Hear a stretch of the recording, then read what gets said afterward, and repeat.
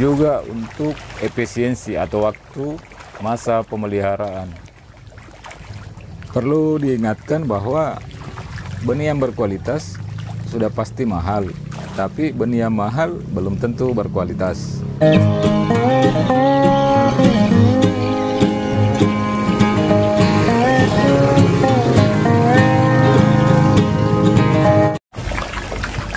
Bismillahirrahmanirrahim. Assalamualaikum warahmatullahi wabarakatuh. Jumpa lagi sahabat konsorsium, semoga tetap semangat, tetap sehat untuk belajar bersama dan sukses bersama. Tidak ada petani yang mengharapkan kerugian dalam melakukan setiap usaha, dan pastinya kita semua mengharapkan, menginginkan yang namanya keuntungan, apalagi pada saat kita mendapatkan keuntungan yang maksimal.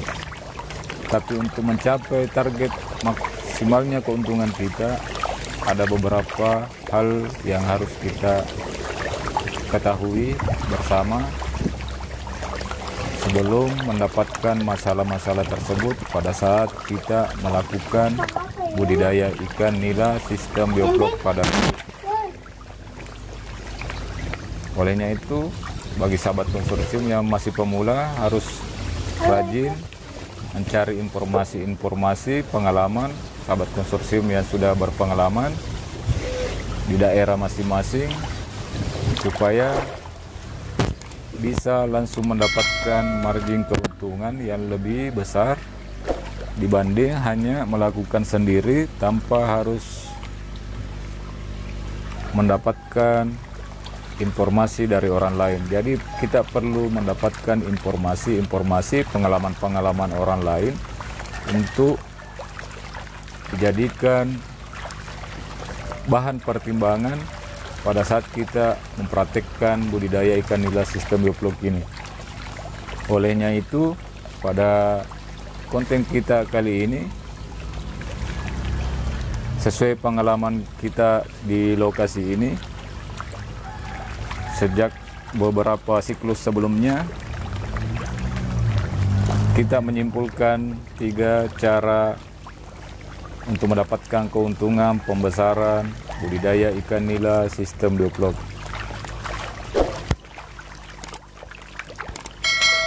Cara pertama yang harus kita lakukan setelah kolam kita sudah berdiri dan hendak mengisi kolamnya atau baknya dengan benih, baiknya pertama yang harus dilakukan adalah harus mendapatkan benih yang berkualitas. Kenapa kita harus mendapatkan benih yang berkualitas? Karena benih ikan nila yang berkualitas merupakan benih yang akan memberikan kita keuntungan dan otomatis pertumbuhannya di atas rata-rata benih ikan yang tidak berkualitas. Karena benih kedepannya nanti merupakan ujung tombak buat kita untuk selain kepentingan FCR, juga untuk efisiensi atau waktu masa pemeliharaan.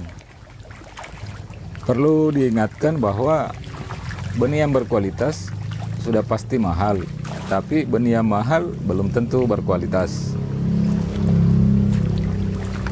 Dan kedua, untuk mendapatkan meraup keuntungan pada pembesaran budidaya ikan nila sistem bioflok adalah setelah mendapatkan benih yang bagus, berkualitas, kita harus DDR sendiri. Artinya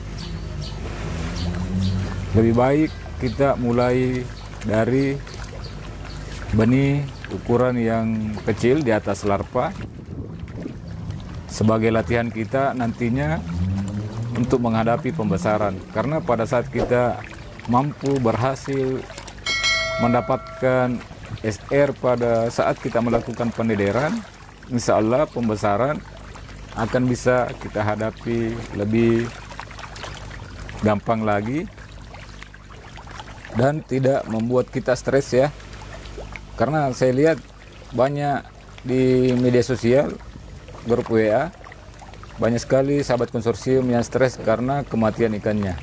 Ya mungkin karena tidak terbiasa merawat benih ikan yang masih kecil seperti ukuran 1-2 atau 2-3 di dalam memulai budidaya ikan nila sistem bioflok ini. Jadi melakukan pendederan itu selain kita terbiasa merawat ikan, apalagi yang masih ukuran kecil, juga akan pada saat kita sebelum melakukan aplikasi bioflok untuk pembesaran, kita akan mendapatkan ukuran ikan yang lebih rata dan lebih sehat. Itu yang terutama sahabat konsorsium, kita akan mendapatkan ikan yang kerataannya bagus dan lebih sehat sebelum memasuki aplikasi bioflok pada pembesaran sistem bioflok. Dan cara ketiga yang harus dipersiapkan untuk meraup keuntungan pada budidaya ikan nila sistem bioflok adalah memahami teknik bioflok. Teknik bioflok di sini yang dimaksud maknanya adalah bagaimana kita mengerti, paham dengan kualitas air, baik itu DO-nya, pH, tingkat nitrit atau amoniak untuk yang aman bagi ikan, suhu dan lain-lainnya.